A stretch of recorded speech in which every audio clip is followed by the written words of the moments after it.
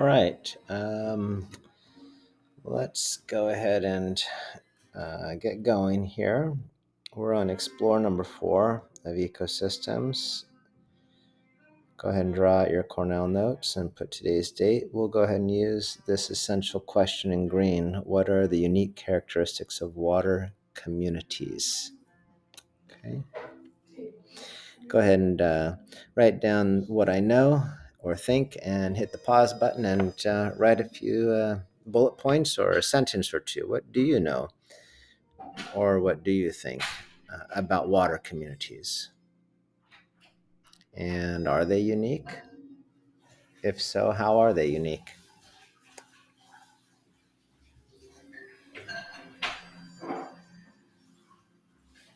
Okay, well, hopefully you took a moment to write some things down there.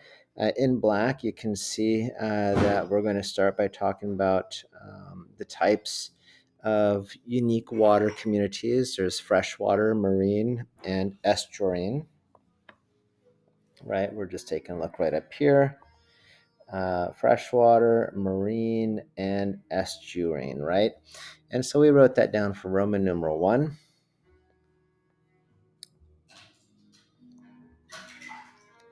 Now remember that any ecosystem that is water-based, we refer to as aquatic ecosystems. And when you think about our planet, largely we divide our water into marine, right? Over 3/4 of Earth's surface is covered by ocean water. So um, we have quite a large uh, number of marine ecosystems out there. And then, of course, you have your freshwater, not very large in comparison. There's only about 3% of Earth's surface water is fresh water, right? Remember that fresh water has low levels of dissolved solids, right? Think salt. And and that's really what is going to distinguish between the two, if you recall. Oceans have high dissolved solid levels. Freshwater have low dissolved solid levels. You have brackish water, what we typically find in your estuaries, and that's actually something we're going to be talking about here very shortly. Estuaries, of course, are where the fresh water meets the salt water, and a variety of different organisms have been able to survive in those areas. A mix, right, of fresh and salt water. So as we continue to move down our notes there, you can see, in fact, there we go, freshwater. Examples of ecosystems, um, wetlands, swamps, streams, lakes, ponds, rivers. They're all very different. They all have different kinds of organisms, both plants and animals that have are suited to those kinds of ecosystems. You have marine. You may have animals that thrive in the deep sea, some that thrive in the deepest, darkest places of the oceans, some that thrive in the coral reefs. And then you have your estuarine. This is, like we said, it's where your marine water meets your fresh water. And as you can see here on the right, in our notes there, um, it's a mix of fresh and salt water. Um, some freshwater organisms can survive in this mixed water ecosystem. Some saltwater organisms can survive in this mixed water area. And then you have some unique animals that live strictly in this mixed water area. You won't find them in the ocean. You won't find them in the freshwater. You will only find them in this estuarine area. Okay, so animals that have adapted to that particular ecosystem, right, that environment. That brings us up to the unique qualities, the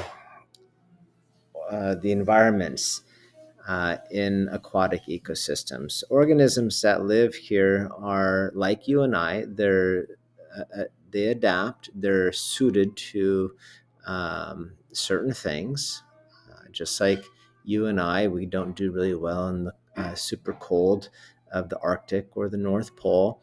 So animals in the ocean, they have ranges that they can thrive in. Otherwise, they have to move to a better place, or if they can't move, they'll die, right?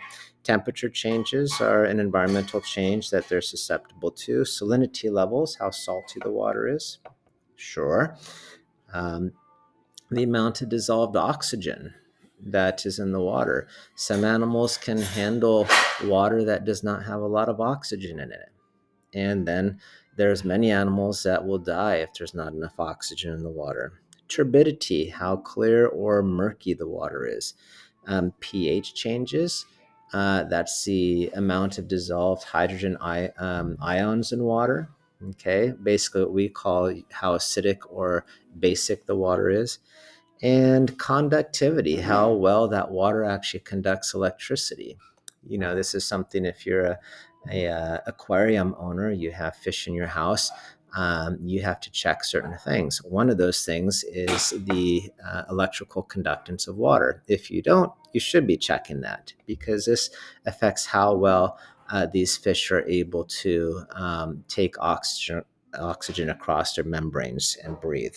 So anyway, now as far as you and I, we're considered terrestrial organisms. So we are part of terrestrial communities, but do we depend on these aquatic communities? You betcha, right? I mean, majority of the air that you and I are breathing right now comes from not the Amazon forest, that actually comes from green photosynthetic algae in the water. That's where most of the oxygen that you and I are breathing comes from. So we definitely depend on these guys. Food. You like shrimp, you like fish, you like crabs, you like lobster.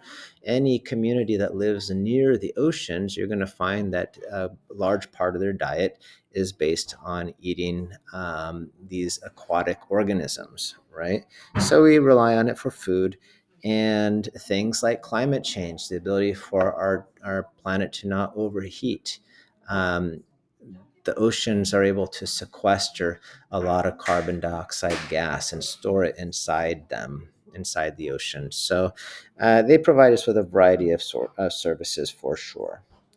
Well, I think that's pretty much it. You have just a question here that you're going to find inside your formative that I made for you. So go ahead and take a moment, write down your summary paragraph, okay, in your own words. What did you learn? What did we talk about? All right, we'll talk to you soon. Bye bye.